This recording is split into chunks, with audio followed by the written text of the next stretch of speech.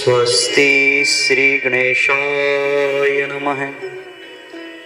श्री गणेशाय नमः। ओम नमो भगवते वासुदेवाय। ओम नमो भगवते वासुदेवाय।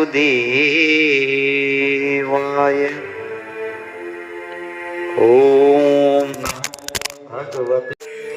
ओम श्री राम। जय जय राम। श्री नारायण नारायण। श्री राम। जय जय राम। राजा पृथु बोले, हे नारद जी,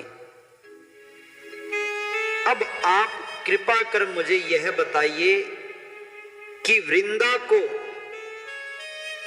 मोहित कर भगवान विष्णु ने क्या किया और फिर कहां चले गए।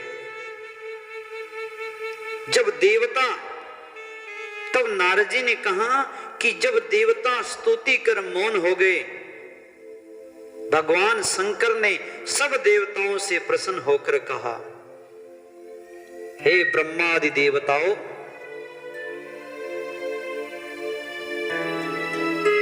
जलंधर तो मेरा ही अंश था और मैंने उसे तुम्हारे लिए नहीं मारा, किंतु यह मेरी सांसारिक लीला है। फिर भी आप लोग यह सत्य कहिए कि इसमें आप खुशी हुए या नहीं।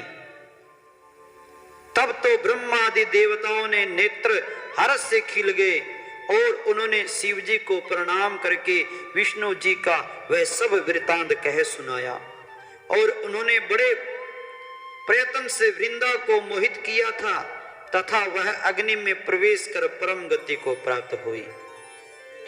देवताओं ने यह भी कहा कि तभी से वृंदा की सुंदरता पर मोहित हुए विष्णु ने उनकी चिता की राख लपेटे इधर उधर घूमते हैं।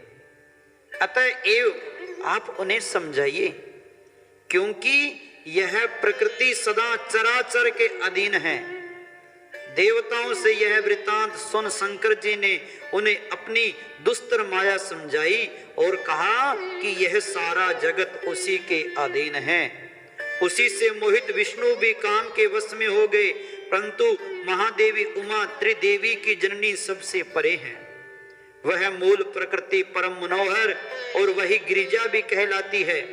अतएव विष्णु का मोह दूर करने के लिए आप सब उनकी शरण में जाइए। यदि वह प्रसन्न हो जाएंगी तो आपका सब कार्य हो जाएगा। भगवान शंकर की आज्ञा से सब देवता मूल प्रकृति को प्रसन्न करने चले।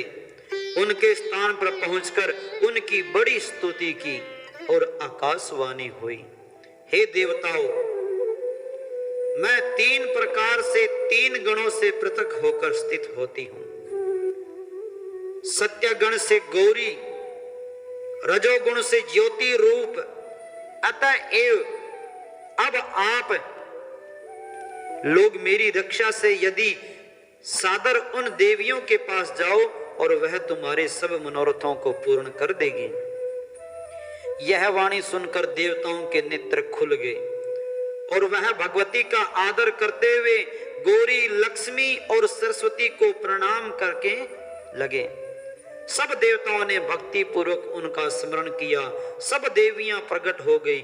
सब देवताओं ने प्रसन्न होकर भक्ति पूर्वक अपना निवेदन किया और देवियों ने कुछ बीज देकर कहा कि इन्हें ले जाकर दे दो, तुम्हारे सब कार्य सिद्ध हो जाएंगे। ब्रह्मा आदि देवता उन बीजों को लेकर भगवान विष्णु के पास गए और उन्होंने वृंदा की चिता भूमि में डाल दिया। उससे धात्री, मालती और तुलसी प्रकट हो गई। बोलो तुलसी मैया की जय हो। भगवान विष्णु ने ज्यों ही उन स्त्री रूप वाली वनस्पतियों को देखा तो वह उठ बैठे। कामासक्त चित्त से मोहित हो उनसे याचना करने लगे। धात्री और तुलसी ने उनसे प्रीति की। विष्णु जी का सारा दुख भूलकर देवताओं ने नमस्कृत होकर अपने लोक में चले गए। अब वह पूर्णवत सुखी होकर भगवान शंकर का स्मरण करने लगे। यह आख्यान शिव जी की भक्ति देने वाला है। बोलो नारायण भगवान की जय हो, महादेव की जय हो।